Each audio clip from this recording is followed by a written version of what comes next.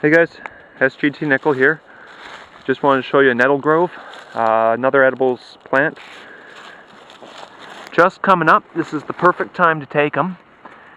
That there is a stinging nettle.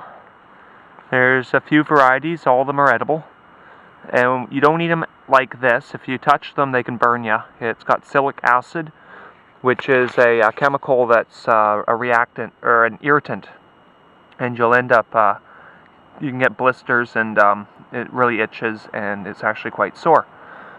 These are quite potent, so what you would do is you would pick them exactly like this. You don't want them much bigger than this, and then, well, I mean, it doesn't matter. You can eat them all the time. It's just this is when they're in their prime. This is definitely the time to get it. You can see those little flowers on them, or they're not flowers. They're more like the buds where the leaves have just shot up, meaning they're very fresh. It's just blooming, so it's definitely the time to pick them. They get about chin height in maximum height, so that's probably just over 4 feet, maybe close, or sorry, over 5 feet. So you can eat them even then. It's just that they're of course best when they're like so.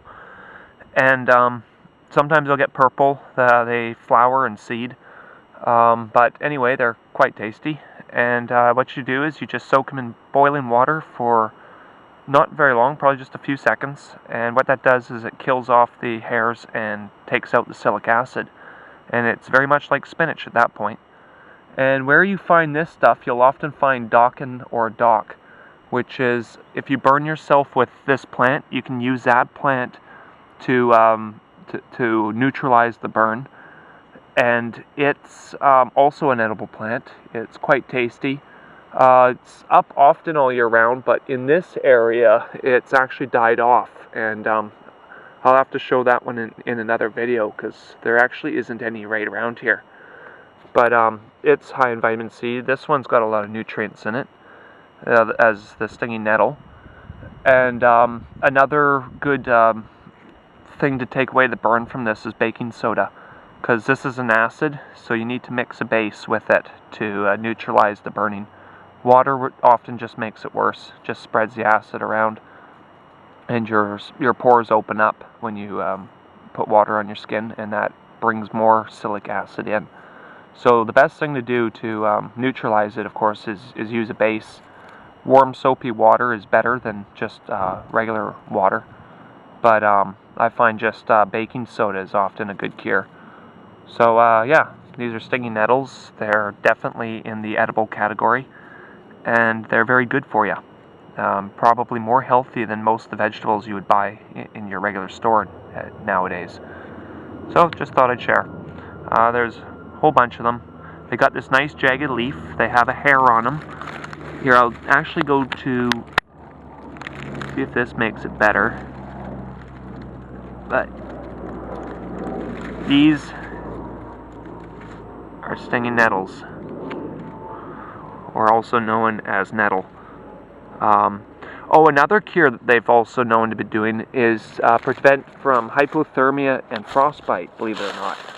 What the First Nations would do is rub these leaves on their skin, and of course it would burn, and that would create more circulation and reduce your skin from freezing. So that's another medical benefit to stinging nettles. Me, I'm very reactive to these, so I find it quite uncomfortable. I actually don't think I would ever go to that extreme unless it was life or death. But just thought I'd show them. These here are stinging nettles, and I don't know how detailed I can get on this so you can identify.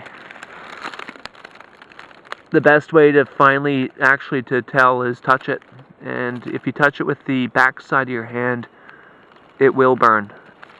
If you touch with the front side, it might not burn as much, because that area of the skin's often less sensitive.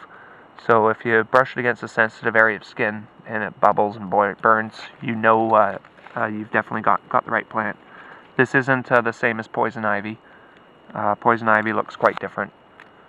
So, and these ones have a lot of purple in them, but this isn't always the case. Sometimes they're actually light green. in my opinion, they kind of look like mint. So, yeah, they pretty much grow everywhere. So, they're in this alder grove and maple grove here. So, yeah, just thought I'd share.